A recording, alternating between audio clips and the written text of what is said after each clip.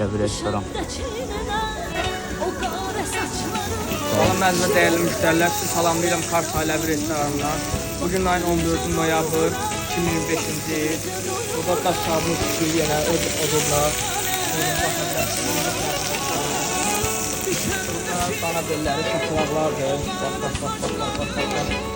Yaxınlar tutsan. Göstər. Hamısı birbirindən gözəl, çörpə dana belləridir. Birbirinden güzel kazan yeməklərimiz var. Kesin onlar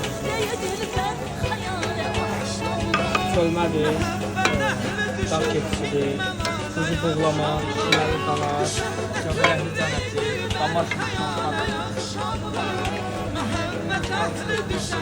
çəpişdir, şəhəli dana beli, şeyhalı qaz, bozma, qoruzlar rəqdir. Birbirindən güzel salablarımızdır. Şapalağı, buzi salatı, induşka salatı, tikəsi, nüməsi, induşkası, təndirimiz də istidir. 7-24 bulduğumuzda Ünvan Kars Ailəvi restoranı buyurub gələ bilərsiniz.